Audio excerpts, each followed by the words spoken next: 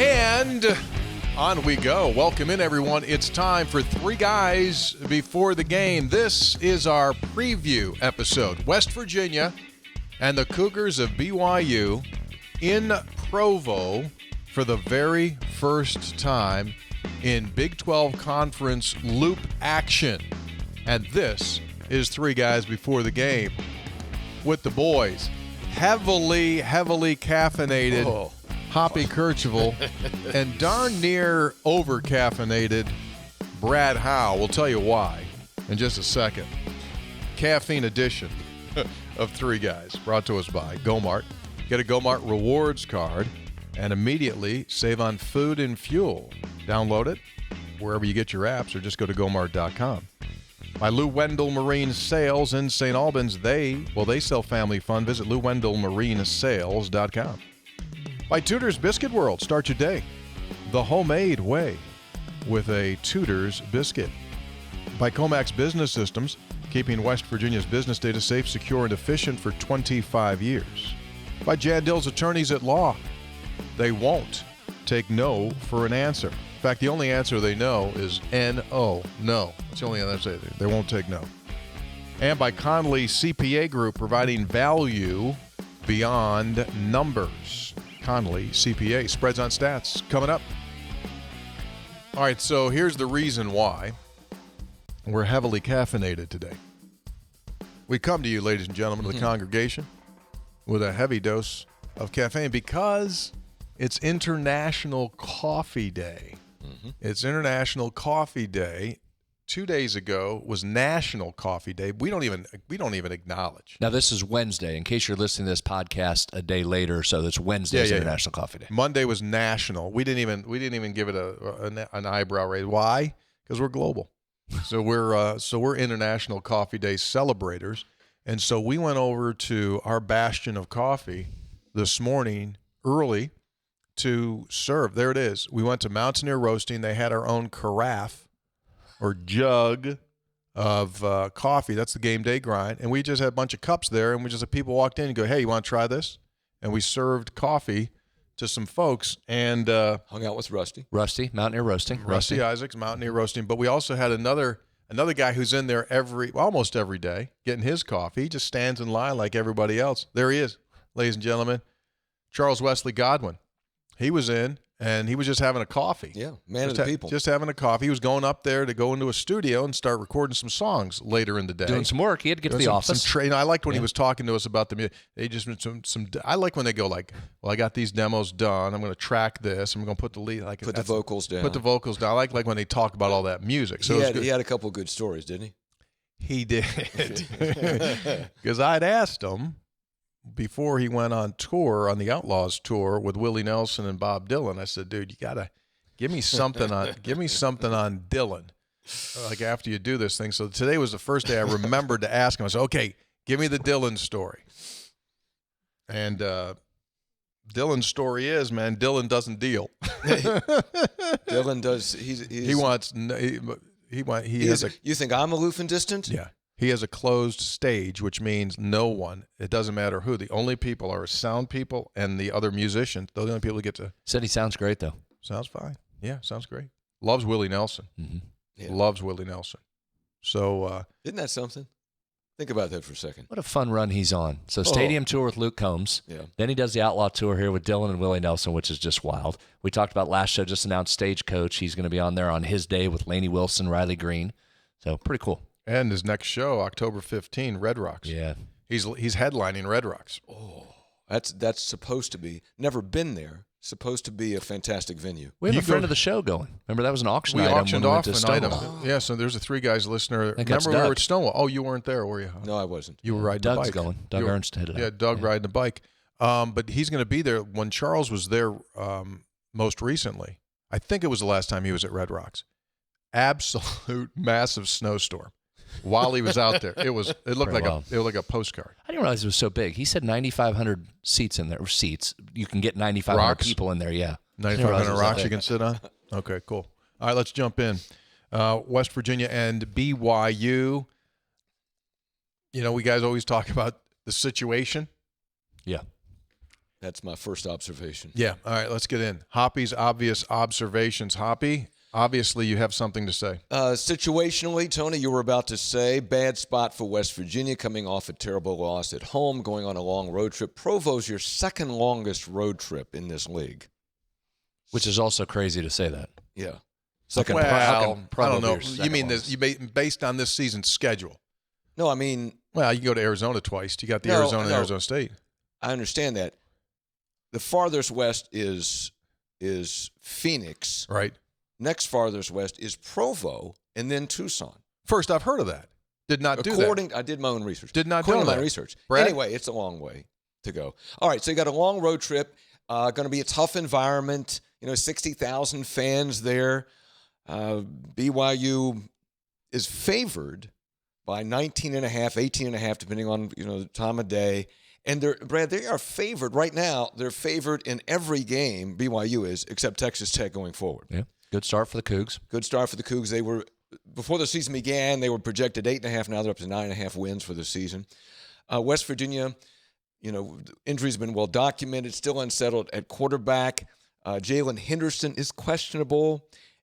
Nico Marchiol, Tony, what is the story? You talked to the coach this week. It didn't come up at his news conference for some reason. What is the story on Nico Marchiol? He's listed as out for this week, but what insight do you and Brad have about Nico? Well, I would say this. First off, a couple things, several different insights. One, this is kind of a mind blower to me after I thought about it. So the Tuesday press conference happens, and the whole thing, what is it, 20, 25 minutes, however long those last.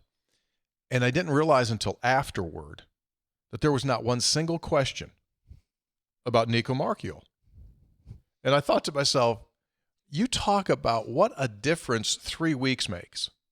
You go from coming off the bench in storybook fashion to beating Pitt and one of the all-time great dramatic victories in that stadium's history, coming back from 10 down, overtime, the whole thing. And 3 weeks later, basically, there's not one single question, which begs a bunch of different questions. Right. Okay, so the one question would be, why not? He had just been the starting quarterback. Like, why isn't anyone asking? Now, some of that may be he addressed it on the coach's show. Yes. So get into what was said on the coach's show, because he gave an update there. He did, but you would still think there would have been a question. Anyway, so on the coach's show, to paraphrase, Rich said that Nico is not in town, that he had gone to both Colorado and Arizona. So again, for those that don't follow it real close, native of Colorado or lived in Colorado, main house is in Colorado, finished his high school career in Arizona, so he has the Arizona connection. And Rich was informed that he has a foot injury which will keep him out for several weeks. Now, several could be 3, several could be more than that, right? And so to this point, that's the deal. And it just kind of quietly has gone quiet. Well, here's the follow-up question. Sure. Follow-up question is, how confident are you that Nico Marchiol will return to be a part of this team and play for the Mountaineers this season? What is your level of confidence? And Rich, I think, would be pretty candid about that. Somebody at the next press conference, or you on the coach's show, needs to ask that. Well, do math. Let's just do some simple math. Yeah, you're already at the halfway point. Friday night, your season's half over. 50% already. 6 games will be done. Mm-hmm. Then you have an off week, 7 weeks, and then you'll play again. So several weeks. Now you're getting if you just add 4 weeks, guess what? 9, 10. You're done. Mm-hmm. Season's over. Season's over. So, Brad, what are the odds Nico Marchiol returns to quarterback this year? Well, we'll have to see, but I think they, like Tony's saying, they decrease every week here as you get later into the season. And do math, Hoppy, as I said on a couple of episodes ago. I mean, the math number in this world that we're in right now is 4. Right. And 4 is the number. You've played in 4 games. You haven't played in 2, and you have 2 to still play. You don't have 3, and you don't have 1 to play. You've played 4 games. You step back out on that field, and you've lost this season of eligibility. Done. Not getting it back. You don't play again, and if you have a medical issue, you could file at season's end for a medical red shirt, and then you would be granted an additional year plus the other year that he had. You could still have 2. You play again, you'll have next year, and you're done. So do you send, and I'm getting away from my obvious observations, which I still have a few I prepared. So These are obvious questions? Yeah.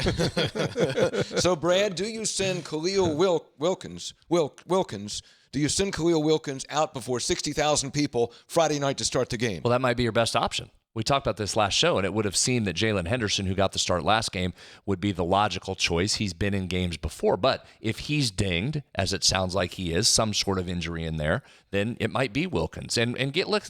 Given the performance Wilkins put forth last week in a game when not much was happening elsewhere, maybe it's his time. Throw him in there. See what you got. All right. See what you got.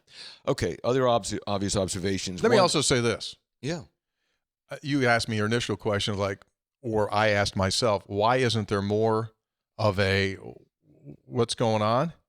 Because I think over the last couple of years, the 4 games is now accepted. People do the math. I mean, every season now we're seeing guys not play after 4 games. Well, it's like an algebra question. If 4 plus X equals red shirt, then X is normally 0. Yeah, I understand that. I just think it's weird that he sort of disappeared. Yeah, the other thing is, too, guys, is I know he'd taken the majority of the snaps, but it's not as if you've not seen other quarterbacks play. So this was a different, he's your starting quarterback, which I know gets so much more attention in a normal situation. This is a group that was subbing guys in constantly anyway. So I think a little easier to say, okay, he's hurt, it's been 4 games. All right, move on. Who's next? Now go to the next part of that. All right, rest of the obvious observations is that if there's one, and Brad, you'll probably be able to build some case for West Virginia. If there's any upside to playing Friday night, it's that it gives you 1 extra day for the week off to get ready to go to UCF, where you have a better chance to win. Wow. Okay. Why are you looking at him like that? Well, he was going deep for that one. Now, that was good. Now, granted, it's a 6-day flight to get back from where you're going. So I think you lose the extra day because you're on a plane there for, it's like an international flight, I think, something like that. You leave at midnight and you get back at do you know how many hours you're gaining? Do you know how many hours you're gaining? How many? You're gaining 9.5 hours by playing on Friday instead of Saturday. Here's why. Team's supposed to get back at 6, okay? Yeah. So hypothetically, if you played Saturday, 6 in the a.m. Yeah, 6 Saturday morning. So if you played a noon game at home on a Saturday, you'd be done at 3:30. You're only netting 9.5 hours. I'm just trying to find something, okay? I'm trying to find something. Can I make an obvious observation? Yeah. Wait a second. That's his thing. He does. I know, but we're in the segment, so I thought I could jump in and help. Okay. This is bizarre, guys. This is a conference game. I mean, I don't Can I not normalize this for just a second of what college football has become? It's a conference game that is kicking at 10:30 Eastern. Yeah. One of the teams is based in a time zone that is watching its team kick off at 10:30. This isn't in Phoenix for the bowl game. This isn't a one-off where you stay up late to watch your team. This is a conference game. This is weird stuff, guys. But you know what it is? It's wild. But you know what it is? What is it? It's 7:30. In the West Coast. I get it. So all the West Coasters sit down and they go, heck, we got a Friday night football game here. Here's my point. If we're going to have these multiple time zones, can we not take that? Is there not a time during the day that both the East Coast and the West Coast viewers can watch? Why are we choosing of the two? And it's not 2 West Coast teams playing. Can't we get to a point? Is there not enough TV slots where you can accommodate both of the fan bases? What would your suggestion be? Earlier in the day. Okay, it's an Eastern time zone. Like at least 3:30. Michigan State had this. They had to kick off like at 11 or 11:30. That's the bizarre part to me. If we're going to have these nationwide teams in the tournament all the time, so it's okay, fine, so be it. I get the principle, the business principle of covering all these windows where Big 12 play is available from early in the morning until early in the morning the next day. Totally get it. But when the team is participating, one of the teams participating, can we not have a mediation there and have multiple So can on we a not Friday, get to one time zone where both teams can enjoy it? So my question to you is, what I'm saying. So my question to you then, what you're saying is, and that changes. Friday night makes a difference. But so on a Friday, what time do you think what would be an adequate time? Yeah, play it on a Saturday first of all, so it's not on a Friday night because I know you're locked in. You can't play that game. You got to do it Friday. When would you do it? Great. I'd have 2 East Coast teams play on a Friday. I'd have 2 West Coast teams play on a Friday late in this window. Put a West Coast team in against BYU. If you got to give them a Friday slot, have 2 in the same time Arizona zone. State, BYU. BYU, Colorado. Then play it at 10:30 if you want, and then both fan bases are in the same position. To eliminate one team's fan base from a good part of the game, I think just doesn't make a lot of sense from a growing of the college football brand. You're making it harder than what it has to do. And listen, I don't want to be in charge of scheduling for any league. That would be a nightmare of a job. But just can we get together? The amount of time we spend talking time zones on this program, be it can the Big 12 put the right time zone out? Can we get 2 teams? We talk a lot of time zones. A lot of time. Yeah, we spend a lot of time talking about time. I didn't mean to hijack your segment. But go ahead. And now it's kind of an awkward fit of my next obvious observation saying that I like BYU in the league. Because, and I understand that this is screwed up to play Friday night at 10:30, but BYU is a national brand. That's a national brand. 100%. Okay. Yeah. They have alumni in every state. All 50 of them. So does Jan Dill's attorneys at law. They've got clients in all 50 states. So she's got clients in Utah. There are 300 BYU graduates in West Virginia. 300. According to the BYU website. They have a national championship. 84. Robbie Bosco, of course. Holiday Bowl. They have a Heisman Trophy winner. Yeah. Ty Detmer. They had the legendary coach, Lavelle Edwards, who the stadium is named for. Absolutely. And was a dear friend of Don Nealon. Sure. So I just like the fact that there's this national brand. Again, the logistics are horrible, but I like the fact it's a national brand. You know what I like? Also, I don't know. Given what they're spending on their basketball roster, I don't know that I like them in the league. I like the fact that here's why I like them in the league. They care. Oh, they do care. I'm all about bringing in people that are like passionate and care. These buddies care. They're into it, which I like. And they are iconic. They're different. They are not like everybody else, okay? Of course, they're owned by the Church of Jesus Christ of Latter-day Saints. 56 members of the current football team have served an LDS mission. Members of the team have served in 22 different countries. They speak more than 10 languages, have served on 6 of the 7 continents around the globe. BYU currently has several members of the team that are currently serving on mission. According to Forbes, and Brad and I were talking about this, it's the most financially healthy college in the country. And because of that, its tuition is manageable, about $3,300 a semester if you're a member of the LDS. Is that right? $3,300 if you're a member of the Latter-day Saints. And of course, we have this connection. Gordon Gee went to BYU. Michael Benson is a graduate of BYU. So they are different, and they're apart, and they're a national brand, and it's noteworthy. It's an historic game. You know why it's historic? This will be the largest crowd ever that a West Virginia football team will be playing in front of that's not intoxicated. It can't be. Largest crowd ever of non-intoxicated people. No alcohol at the stadium, no alcohol on campus. Caffeine, no. So you guys right now, the way that you are just overly caffeinated, they'd throw your ass out right now. Wouldn't let you in. Mm-hmm. One final thought, and I just want to scratch the surface on what Brad's going to get into. And is he getting in your territory now? Just nothing new for you. Slightly. You starting to get upset by this? No, it'll be fine. Just slightly. We'll be fine. They have not had the toughest schedule so far. Okay, Portland State, Stanford, East Carolina. They did play Colorado. They had to go to East Carolina. They had to refuel midair. Okay, to get to Greenville, North Carolina. Got behind against Colorado, came back, won the game. Great story of the true freshman quarterback, Bear Bachmeier. Correct. Yeah, correct. Bear Bachmeier. Now, he's named Bear. His brother's Tiger. The receiver. Yeah. And wears number 47, which love I love. Love it. I love stupid. You know, I love stupid stuff in sports. Yeah. Like 3-2 final football game scores, and 47 is your core. I love that. And why is 47? Because when he was 5 years old, his father gave him the number 47. He's worn it ever since. He wants to play like a fullback, and he's 6'2", 220. Work with it. So there are those are my obvious observations, and I'll defer to Brad with more specifics because I think Brad maybe, just maybe, even though West Virginia's a 19-point dog in this, and a team that's a 19-point deficit almost never wins, okay? You think about Northern Illinois, Notre Dame last year, or Vanderbilt and Alabama, but week to week, it doesn't happen. Yeah, hard one to pull off. I'm interested in Brad's insights into the game. So that's what I got. As a former resident, Brad, of the state of Utah. It did feel like we were residents there for a while, dual citizenship. Yeah, you guys were there and just we were there, rented man. an apartment. You know what? It was enjoyed it though. Exactly. It was like super long. I loved every day. It was like I was on vacation. Yeah. It was like beautiful. It was like this is awesome. Yeah, it was wonderful. Taking our walks every day, Take looking walks, at the beautiful scenery. mountains. This is the greatest place ever. I loved it. 3 guys before the game. I don't think you can boat.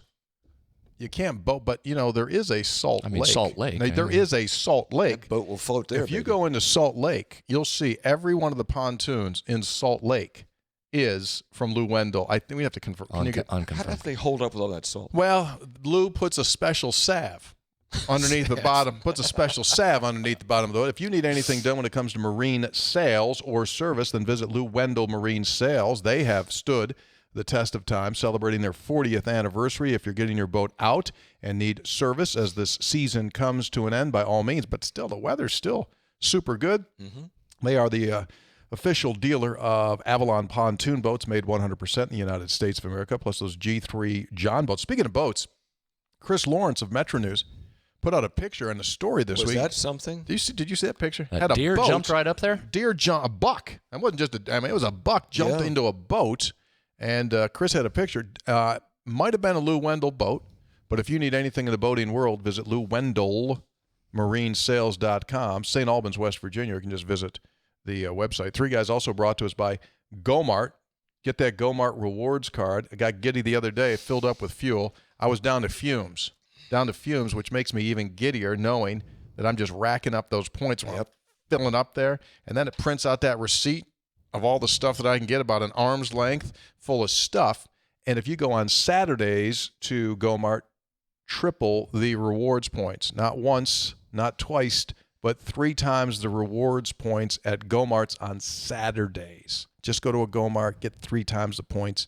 It's really, really good. I'm working my way backwards to Saturday to be ready. It was Tuesday this week. I was on fumes. I barely got in there. You need a Gomart calculator. Like I had the door open as I was pulling up to the pump so I could hop out. I just make sure it was the Postal Plaza. It goes downhill a little bit, which was good. You laugh about it. I did it once. This is the least surprising thing that'll be said on today's show. The light at Don Nealon Drive on 705. Yes. Truck runs out. I'm praying. Light goes green. Seriously, went neutral, put it in neutral. You're like Fred Flintstones, you reach outside the car and push it with your leg like a scooter? Like you're on a scooter. Yes, got the push, because there's a little bit of a hill there. People don't know that. Got a little bit of a hill there. Then there's that next light at right? Yes. And so it's like prayer that no one else is coming, and like, man, you got it in there. Because the power steering wasn't working great because you had no gas. Correct. Yeah. Well, just PSA for folks coming in. It'll be a lot of construction out there on 119. Get off the interstate. You come by Gomart as you head to the stadium there. Can slow you down if you're a little low on gas. Sure. You're going to use some fuel sitting in the traffic there.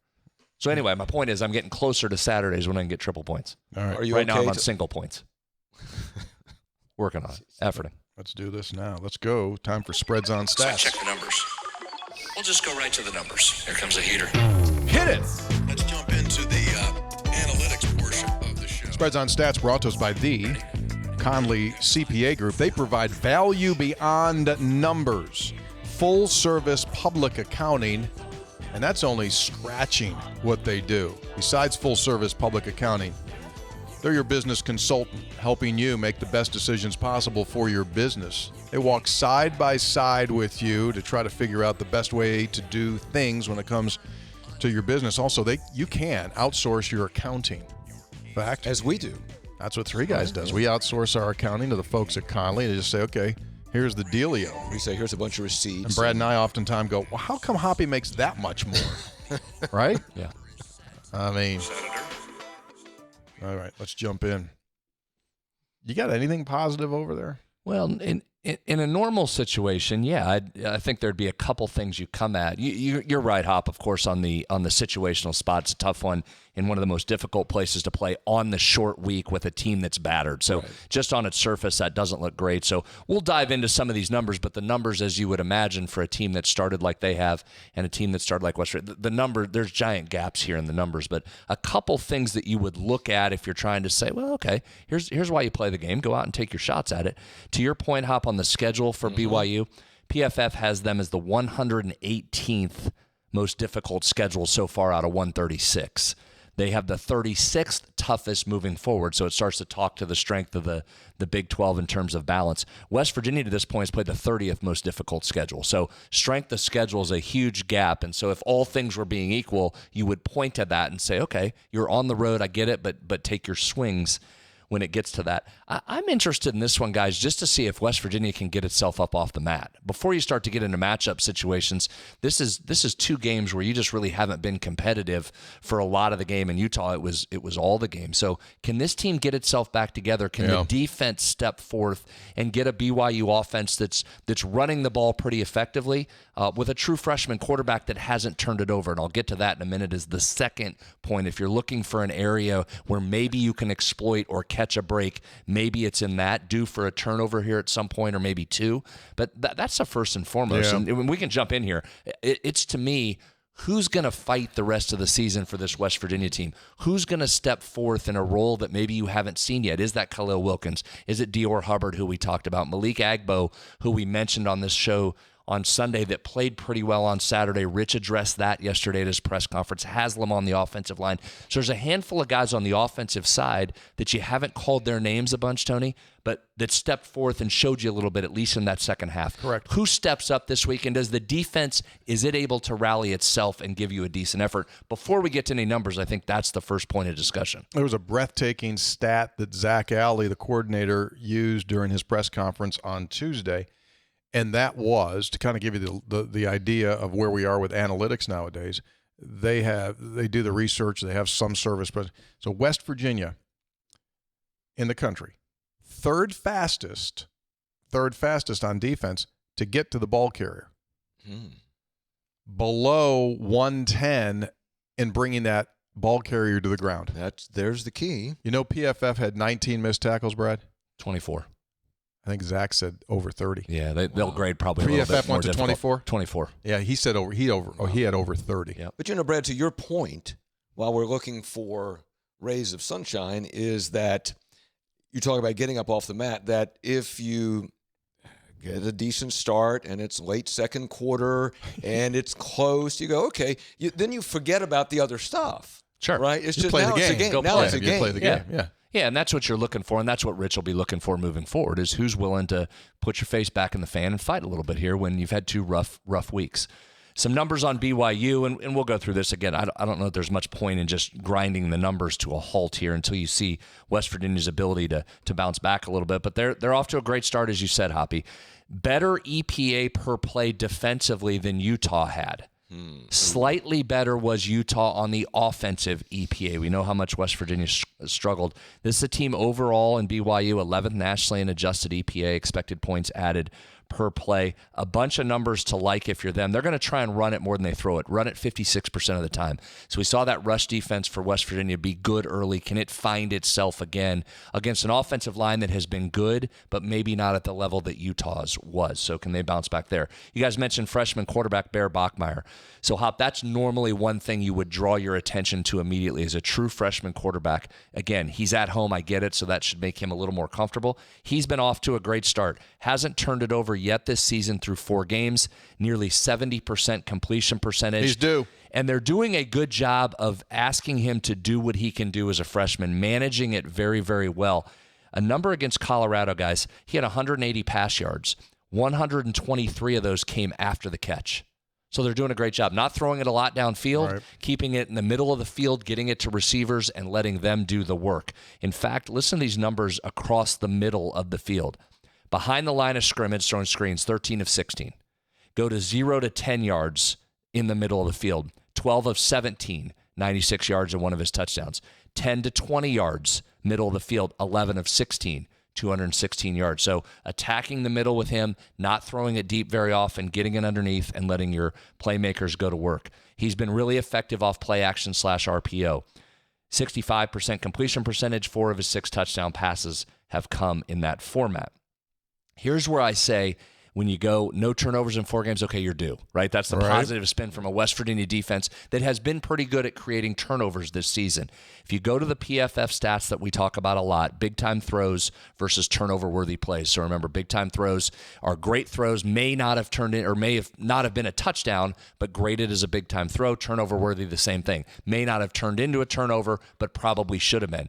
So 6 touchdown passes, 0 interceptions on the season, raw counting stats. Just 2 big-time throws, 2 turnover-worthy plays when you look a little deeper at the next level. So maybe due for a pick here, and you're probably going to need a couple of those turnovers to help yourself. Why you looking like you're going to ask something there? No. I want to say this about the crowd. Talked to someone this week that's been there for football, and to your point about how important it is to just get your feet underneath you at the start of the game, they said what it's like is unique. He said it's like you walked into a twilight zone, like a white twilight zone. Like everything is just like, that's what it is. And you're in there for the first time. It can be offsetting to you. And so I think that is absolutely massive. You know, West Virginia's only scored 3 points in the first half, and it's 2 league games so far. And this is not one of those occasions where you want to get down 7 or 10 because that what are those mountains, Hoppy? I'll look that up again. It's what I'm saying is the big rock comes down and the boulder's rolling, going to run right over your head if you get behind early. Yeah. Defensively for the Cougars, they're off to a really good start. 4th nationally in EPA per play, 12th nationally in success rate for this defense. So that's an area to keep an eye on, and we know West Virginia has struggled mightily on the offensive end. Here's a couple numbers that may jump at you. Remember we went with that available yard stat for Utah last week. It was 86%, the most I could find going back a number of years. I remember that. Well, this won't make you feel any better, but I think it's something to keep an eye on. Flip it around to West Virginia's offense against BYU's defense. BYU is number 1 in the country nationally in available yards allowed to its opponents. They're allowing opposing offenses to just pick up 21% of the available yards to it. That's double trouble when you look at West Virginia's offense is managing only to gain 39% of its available yards, which is 111th nationally. So, again, you didn't need that number to know that, but that's a match to keep an eye on in this game. I'll give you another one. We talk a lot about field position.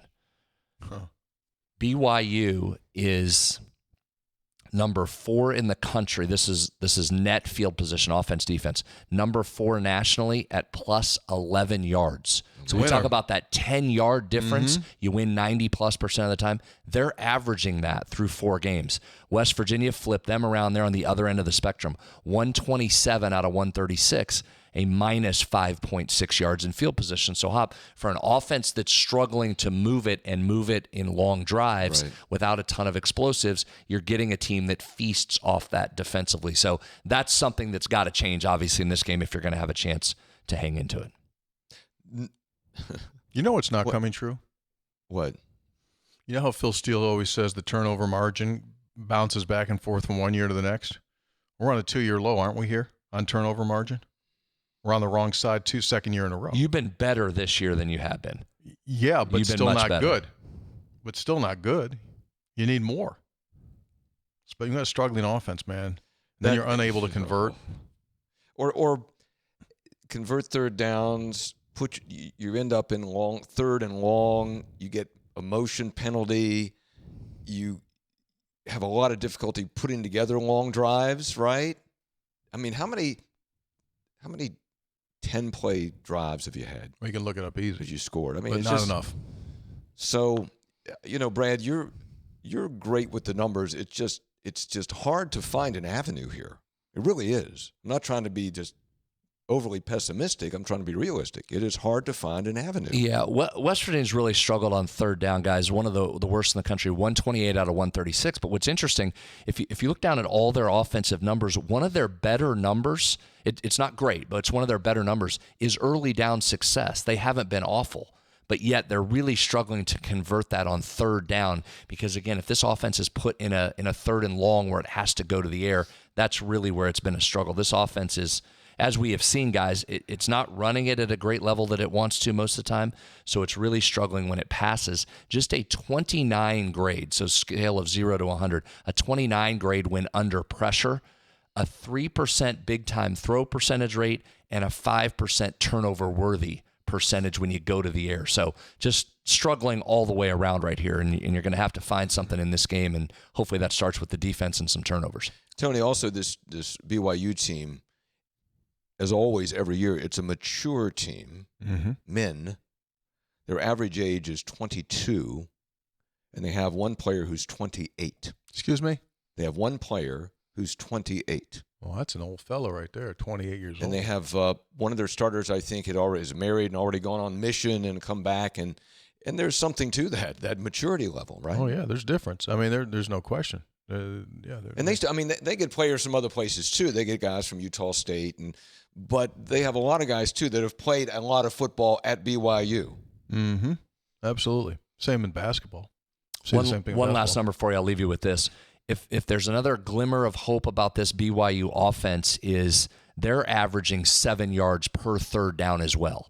So can you get a freshman quarterback in that position and go ahead and get some pressure? Find that pressure that existed against Pitt in particular. Colorado had a little bit of success last week doing that in a game. They kept really close to BYU. Put them in third and long for a quarterback that hasn't turned it over yet. Can you turn up the pressure and get a break or two either? If it's not a turnover, can you get off the field there on third down a little bit and get the ball back?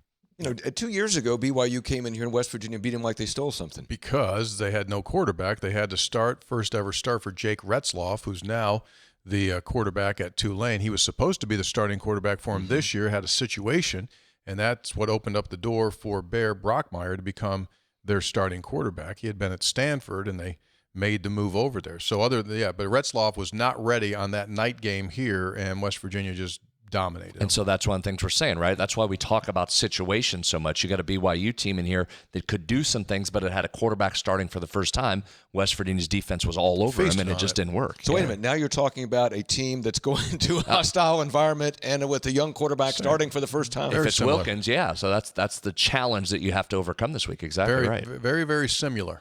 Very similar. Very similar. The other thing is, guys, and this could have gone under your obvious observations from just an X and O standpoint on the field. Can you get some explosives here? Can Hubbard break one off? And we saw some explosives last week. It was when the game was decided, and it was later, and I get there were some second-string defensive guys in there, but you saw the long run from Bowie. You saw Wilkins take off on a couple. Hubbard had the 29-yard run. For an offense that is struggling to put together sustained drives, it's just critical. Can you get Cam Vaughn loose somehow on the back end and hit it? And I know I've said this every game so far, but this offense is going to have to find some explosives because it's struggling to drive all the way down the field. Yeah, and I wonder if that is what it's going to take, a seminal moment where they have one or two big plays on the same drive, and all of a sudden, they just get a different feel and sense about them. Hey, we can do this. I think right now there's just more doubt than there is confidence that you can make plays consistently. Well, if you can hit a couple big plays, then the tempo maybe becomes an advantage. And I thought Rich's answer earlier this week on tempo, he's asked the question, do you consider slowing it down? Because as we know and as he knows, if you're not producing first downs, man, that's tough on your defense to keep throwing them out there. And I thought his answer was very good. It wasn't just a dismissive, no, this is what we do, we're going to run tempo. He did talk about, that's what they do, and their most success over the years has come when they're able to do some form of tempo. But he also said he doesn't feel they're at a position, talent-wise and just strength-wise, to line up, milk clock, and try and just bang into you and let the defense get itself set and see what you're running. He still feels the advantages to try and go fast and hope you can pop some plays. Three Guys Before the Game is brought to us by Jan Dill's Attorneys at Law. As we mentioned earlier, they've got clients in all 50 states, including Utah. Started here in West Virginia in Parkersburg, specializing in veterans benefits and Social Security claims. Two areas of great specialty, and they have people that specifically work in those areas. So if you or someone that you know needs help when it comes to filing a claim for Social Security benefits or military benefits, contact them before you start the process because they can take you along the way and know how to do it just right to get that level of success that you probably aren't going to have if you try to go by it yourself. You can visit Jan Dill's Attorneys at Law. They won't take no for an answer. Back on Sunday, we talked about the great biscuit question, whether or not former Heisman Trophy winner RG3 could eat 2 Tudor's biscuits. He said if needed, he could, but was totally satisfied with 1. Great weekend coming up here, right? People are going to probably a lot of leaf peepers out there. People are going to go be looking at those leaves. Tudor's all over the place, over 70 locations. Stop by at Tudor's as you make your way around and get yourself a biscuit if it's morning time or in the afternoon. Those 3 sauces are just perfect. The honey sriracha, Carolina Gold, and the sweet teriyaki. Oh, sweet teriyaki. Or the original. They're all there. You can check them out at Tudor's Biscuit World. Start your day the homemade way with a Tudor's biscuit. Tony, I would not be surprised if before the game, I don't know this, I just wouldn't be surprised if there was not an acknowledgement or a moment for Russell Nelson, who was the longtime president of the Church of Jesus Christ of Latter-day Saints, a very popular figure in LDS who passed away last weekend after their, it was just after their win over Colorado. And he was, there are millions of people in the church, in that church, and he was the head of that church for many, many, many years and very well respected and beloved by a lot of LDS folk. Yeah, that'll probably be the case, right? Because they were on the road last week, so this is the first home game since that happened. Weather should be really nice. Hey, there'll be some Mountaineer fans going, don't know the number, but there'll be some Mountaineer fans going, what was that restaurant that's really good there in Salt Lake? Mateo's. Yeah, Mateo's. That was a good one. That'd be your top recommendation for any fans headed out to that one? If you want really good Italian. How far is Provo from Salt Lake City? Clarksburg to Morgantown. Okay.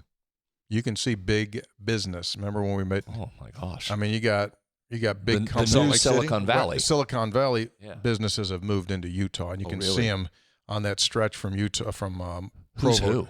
I mean, it's a who's who of It's big a who's business. who of all the big boy companies there. What is it? Mateo's?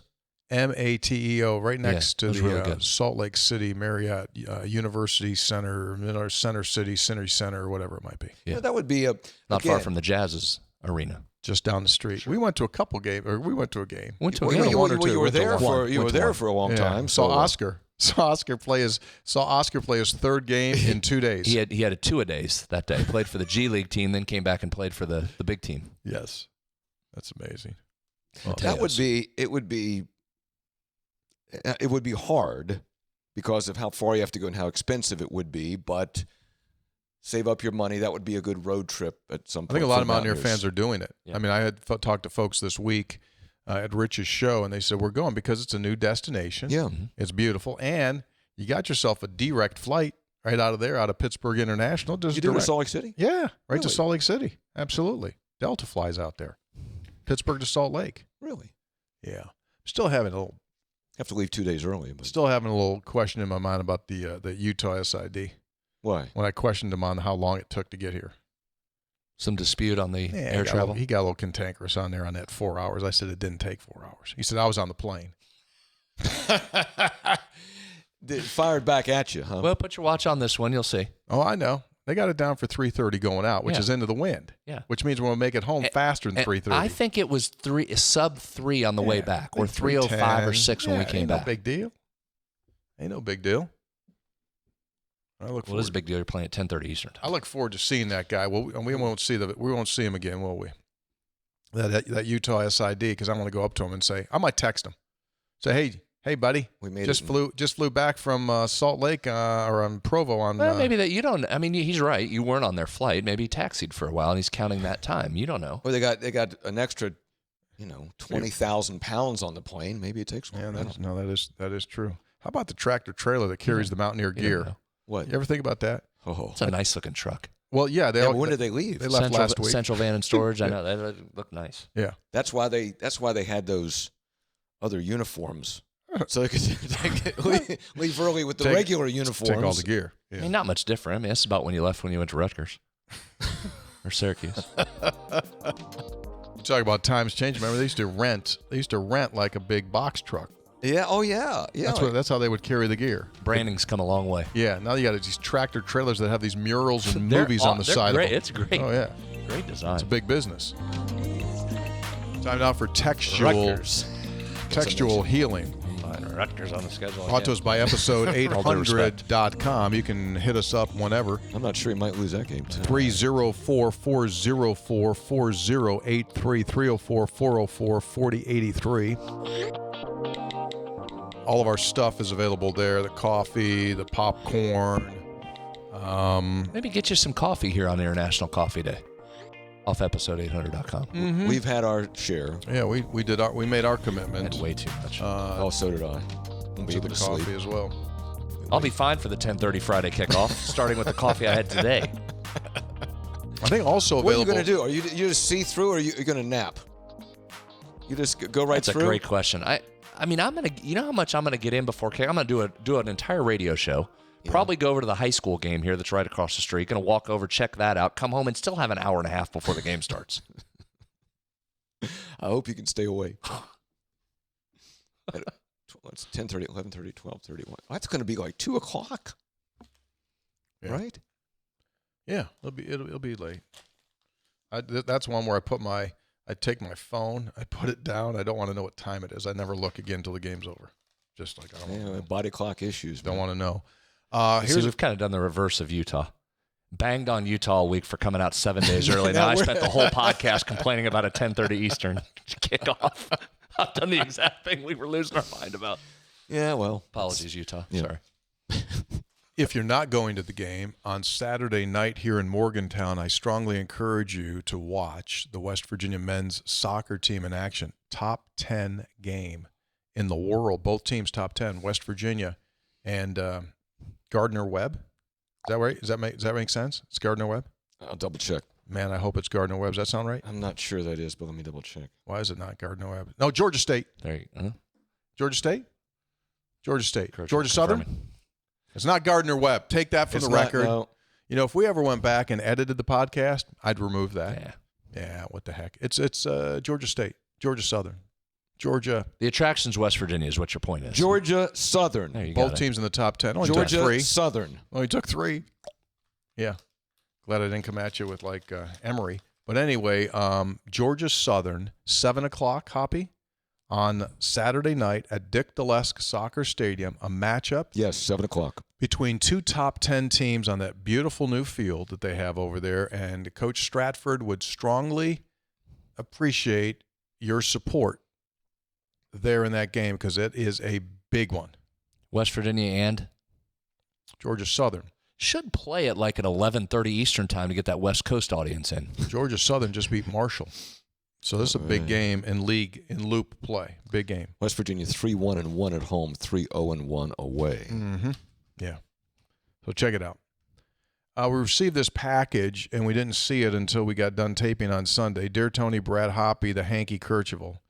Thank you guys for your efforts in entertaining Mountaineer fans. I don't take it for granted. Wonderful show. I'm the crazy guy who did a short interview series with Jay Jacobs. Anyway, a couple of years ago, Tony saved me and my girlfriend from spending a horrible week in dreaded Naples, Italy. Instead, we road tripped through Tuscany to Amalfi. We owe you. A Mountaineer connection. We took a trip to Iceland. And yes, narrow roads, dear Lord, help. I'm sorry, not Iceland, Ireland. Ireland. Doesn't write really. I mean, he's not going to win any handwriting awards, but anyway. Well, it's hard to handwrite anymore. Yeah. It's a lost art. But we were with friends hiking on the rim of the cliffs of Moore, overlooking the Atlantic, 1,000 feet below, when lo and behold, someone noticed my girlfriend Katie's West Virginia sweatshirt and exclaimed, "Go Ears!" We found out these people shouting were former WVU students during the Final Four era. Amazing. So they're in the Cliff of Moors, Hoppy. They got Mountaineer fans yelling at them. Yeah. Okay, so here we go. Was it Anthony Straw by chance? No. Oh. Enjoy the Hoppy. Did you see? Enjoy Yes. the Cole cookies. My mother has been making candy for 22 years in Beckley as the company Sweeties, SWEETEEZ. She sells a lot of goodies in Tamarack. if you're passing through. If you want any cookies, fudge, Christmas trays, cakes, give us a shout. Thanks to everyone. Signed by Slicked Back Dave and Beckley. Coal cookies. Oh, there you go, in frame. Coal cookies. Kind of Well, they neat. look like pieces of coal? Is They that the... absolutely Yes, they look do. exactly like coal. One of you guys going to open it, hit it? Yeah. Here, open. Well, Hit that. I'll try it. Text line. Thank you very much for Thank doing you. that. Oh, by the way. yes, thank you. Sweeties is the name of the company? Sent us Sweeties. pumpkin spice cookies as well. You know it's pumpkin spice season. Oh, my gosh. This pumpkin spice thing's out of control. Texter, on your last episode, Hoppy mentioned the fans must be patient. While that is true for this season, it cannot be true after this season. With the next round of realignment and or super conferences looming, patience cannot be in the Mountaineer vocabulary, with all due respect, fellas. It's been a long time since our beloved WVU football program has been nationally relevant on a consistent basis, and it will be a short time until realignment. After the season, patience can no longer be in our DNA, period. Respectfully, the Greenbrier Ghost. I want to say something to you before you say something. Sure. I disagree with you on year zero. Okay. Go ahead. I ain't buying year zero. It's year one. Quicker to fix. Not buying zero. Not buying zero. Okay, I'm on zero for a couple reasons. One is that, and I'll see, obviously, Tony, you don't, so Brad can settle this, is that since it's now a year-round sport in terms of recruiting and training and preparation, and I think these are reasonable observations, not excuses. Rich got a late start, mid-December. That's actually pretty late when you think about it, because you got to accumulate the staff. One of those transfer periods was already over, okay, basically over. High school recruiting was already done. So he really got a late start. Second of all, and this is, I think, a fascinating part of the story, Brad, that we don't have all the numbers on because they're not releasing the numbers, is that several teams, as we know, front-loaded, like Texas Tech front-loaded, right, before July 1 when the rev share kicked in. So they front-loaded. West Virginia did not. They started July 1 with assuming they would have $21 million to spend on their sports programs. They don't say how much, but football got, more than half of that. Mm-hmm. So I don't know, 13, 14, whatever the number is. Did not spend it all. They held back. This has been known too. Did not spend it all. How much? I don't know, $3, $4, $5, $6 million. They didn't spend. So going into the next season, you're going to have whatever the lion's share of $21.5 or $22 million is for football, as well as what you held back. So I think going forward, you're going to be in better shape financially for the next season, much more than you were this season. Also, I got to figure out a way to say this and not sound terribly derogatory, is that a lot of the work to acquire transfers had already been done in college football by the time Rich got rolling. Mm-hmm. So now I guarantee you, like every responsible program, that they're not only preparing for the next game, but they're looking around to look at players. So that's why it's year zero. He hasn't had a full year. He needs a full year. I do agree that you don't have a lot of time, that 2 to 3 years is the new 5 to 6 years. So to my mind, he has 2 or 3 years to make this program competitive again. Brad? That was a compelling argument there. Well done by the junior. That's a compelling case here for a year zero. Thank you. The I'm late still not start, buying and again, it. I know a lot of teams go through that. I get it, but I do understand the other side too, where you do have money, you are paying guys, so people say there is nobody has a year zero anymore. You got to go right away. But that was a compelling argument there. I could buy that. Thank you. The thing that will make this not year zero is when they go to market this year, they're going to market. They have large resources. They have large resources right up to the top of the Big 12 Conference. I think guys within the top 5 of the Big 12 Conference, they're going to market. So they have more resources. So why? So They're going to buy better players. So it's going to better be players quicker. So it's going to be a different year than this year. You're going to buy better players quicker, which I'm saying will expedite your improvement significantly. Well, then that's the argument for this being year zero. Yeah, here's the So other I'm not thing. looking at 3 years. Well, he didn't say that either. Yeah, he said 2 to 3. I said 2 to 3 so is I'm the not new looking at 4 to three. 5. You went the 3. He did say 2 was Yeah, he included said 2 in to that. 3. I'm not looking at 3. Well, He said 2 to 3. Here's the other thing, guys. I think that maybe as in the ballpark of as valuable as the dollars. So great that you've got more money. That matters, as we've seen. You also have, to your point, evaluation. Right? You have evaluation, a longer time to evaluate what you need. You've got to cut down on the misses in the portal. You've got to go get guys that can play and that you know can play. And I think that extra, that full, whatever that becomes at that point, at least another additional 9 months of evaluation, I think will be a big benefit to this program heading into next year. It's a combination. The extra evaluation period and the extra dollars. So they'll have a better idea of who's good enough, and they'll have more money to go spend to get them. That's the equation. That'll expedite it. and you know, based on this year's experience, that, look, you got guys, presumably you got guys you thought could help you, and you now know with a year of evaluation, like, we got this guy thinking he could help, and now we know how he matched up against Big 12 competition, and we need to do better. Correct. Which is what Chuck and Fairmont's saying. Listening to your last show, I've got to disagree. This feels more like road work on I-79 rather than building a house. I think the mediocrity of the last several years has made people impatient, despite this being Rich's first year in his second tenure. My only worry is if we go 3-9-4-8, do we have another 60 or 70 leave and are looking at another year zero next year? Hope this isn't the start of a really bad cycle. I don't think that's going to be the case.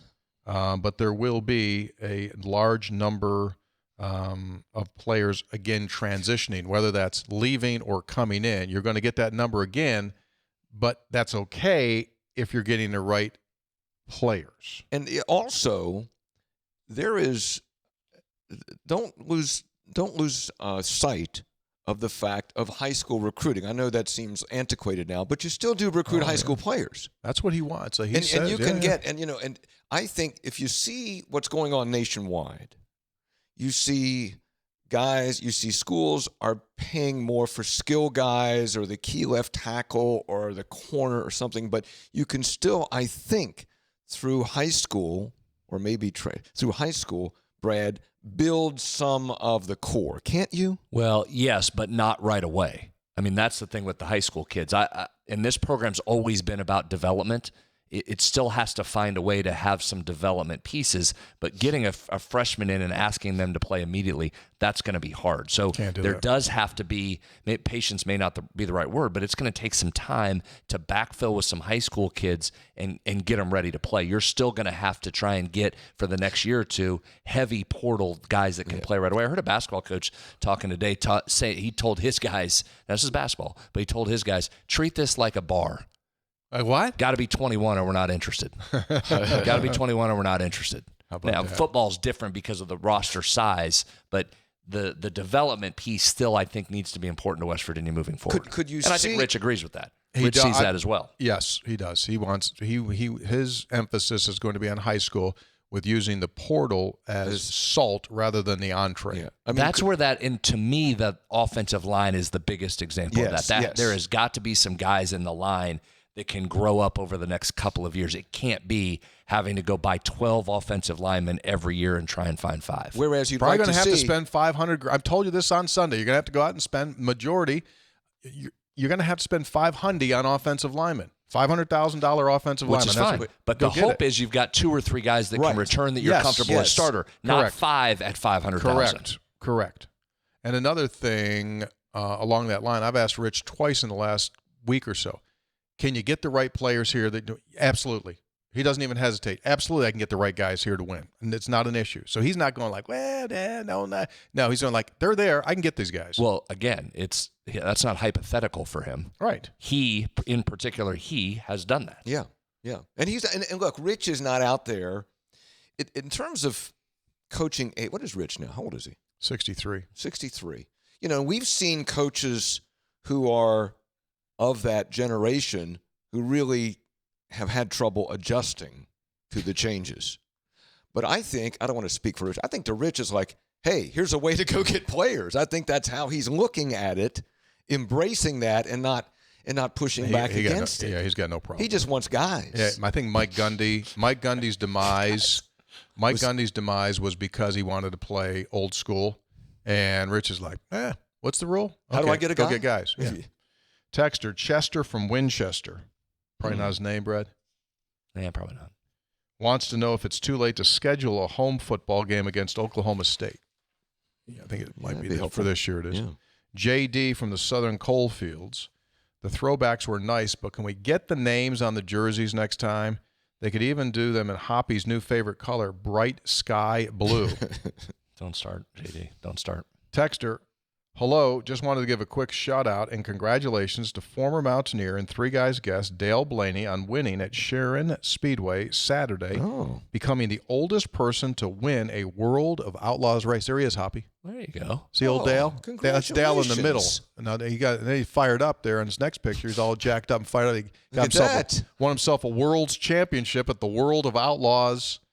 So Dale, that's an amazing story. That's so for those that are maybe on the younger side, Dale's a Mountaineer Basketball Hall of Famer, one of the all-time great Mountaineer basketball players, and family involved in racing. Obviously, brother Dave, nephew. The Blaney family is becoming, racing royalty. And I did not know he was still running. I didn't either. Up there, Sharon Motor Speedway there, That's PA. Just trading paint. Just trading paint. He wins a world's championship. Good for him. Congratulations, Dale. He normally stops by for a hoop game or two during the season. Yeah. He's a good player. Oh, God. No, he played. Good player. Well, he was he was an NBA guy. Yeah. The story well known. Yeah. Hey, Three Guys, midweek text here. Like you guys often say, it's never as good as you think or as bad.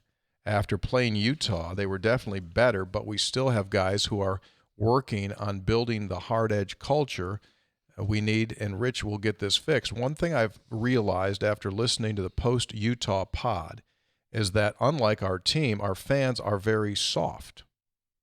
We have a lot more Karens than we do Kurlaviches. All due respect to Karen Kercheval. After Dr. Ed's text, our fans are soft.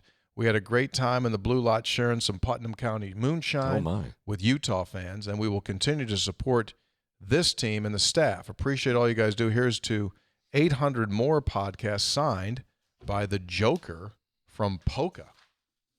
Oh, my. I just want to reemphasize, because I wrote a column about this for tomorrow, for the next day, for Thursday, that trying to quantify the dates is a little difficult. That this is not about, I'm trying to have a realistic, fact-based observation of where things are, and not make excuses or be jingoistic, but look at it realistically. So that's where whether you agree. That's where you're making your mistake, because this is all about emotion and irrational thought. Yeah. So whether you agree or disagree, that's fine. I just want to clarify what my intent is with the kinds of things I've said and the kinds of things I'm writing this week.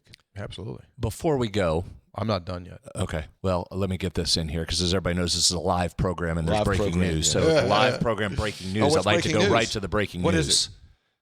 According to On 3, Nico Marchiol redshirting this season. Oh, they just came out with that, huh? Really?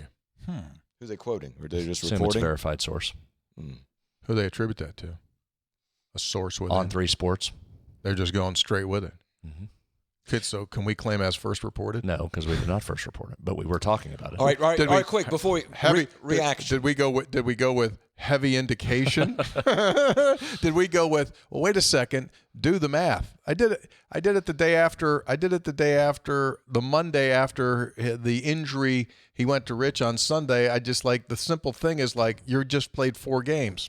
Bang, bang, bang, bang. Now, not to steal your thunder, but about 700,000 people absolutely did the same thing there. Okay, too. so play that out. So answer this, fill in the blank. Suddenly it's become a game show. Yes, go ahead, okay. Alan Ludden. Boy, you just dated yourself in the Alan Ludden reference. The chances that Nico Marchiol will be on the WVU football team next season are blank. 0. Well, yeah, he just went in the transfer portal. I thought he said just was a Well, it's medical redshirting. Didn't say anything about redshirt. transfer portal, but it said if Mark Yale doesn't return to WVU in 2026, an option could be the transfer portal. Yeah. Okay, I'll change my 0. All right. 2.2%. Brad? Probably would surprise me if we're. Yeah. Probably would surprise me. So we in all likelihood have seen the last of Nico Markiel in a Mountaineer uniform. I think that's a fair statement. Thank goodness we do this show live so we could get that in. I know. Breaking That was news. really well done on your part. Hey, Well, I didn't do notify it, our just sports saw it. guys. They got to get that out like now. Yeah. I'll do it. I'm sorry. What? No, I'm looking because they'll be on that. Well, They'll be on that. Okay. Just Hey, send that. Where is that? 3 guys before the game. No, I'm not. Wait a second. Let me do something. Okay, I've shut his mic off now. 3 guys before the game is brought to us by Comex Business Systems. They happen to have the absolute best, the best water systems for your place of business, whether it's a break room, whether it's down on your floor, wherever it may be where folks are working. They have sleek design, that I-12, I mean, that's really the thing, the new I-12 water cooler. Hot and cold water. Stop carrying around all those plastic jugs in and out and getting the water guy to come. Like, you don't need it. You buy the machine, you plug the machine in, you got hot water, you got cold water, you got ice. Visit Comex Business Systems. Comex Business Systems is the place to be. Kurgeville's I want to know. Let me just ask you a question, Brad. You get 2-fold answer. Is he unbelievable or is he unbelievable? Which is the 2? What's the website again? Good God. on 3 Sports. A reminder, next Tuesday during the off week, are there any more tickets to this or not? A limited Like a tiny couple. number. Conflicting reports, but I think there's a few floating. Okay, the 3 of us will be a part of a United Way fundraiser at the Touchdown Terrace at Milan Pushkar Stadium for the United Way of Monongalia and Preston counties. We're going to have a big time. It's moving mountains with the Mountaineers, and we'll be joined by a great selection of coaches. Mountaineer men's coach, Ross Hodge, women's coach, Mark Kellogg. We've got Steve Sabins, the baseball coach, and our buddy, Jan Greeny, Mountaineer volleyball coach, live and silent auctions, just a whole bunch of stuff. It's going to be fun, great night. Might have some music and a few other things. Maybe some student athletes attending? They're going to be around, or just coaches? Yes, student Just athletes will both? be there Yeah. as well. We're not bringing the pig that we bought. The pig is going to be donated to a food bank. Yeah. We bought a pig at the Preston County livestock auction, and thanks very much to everyone involved there. But we're going to donate the pig to a food bank Through the United Way. They'll through take care of that. The United Way takes Yeah. care of that. Well, Because it's not- the I last mean- thing, let me tell you, we're lucky we get in the studio. Last thing we need to do about organizing the processed pig. When you What think now? about it, What now? we're not going to we're not getting involved where the pig's going. We're just going to let people take care of that. Well, I know where you were saying like the pig is not going to be there. Like we were going to show up with the pig. We own it.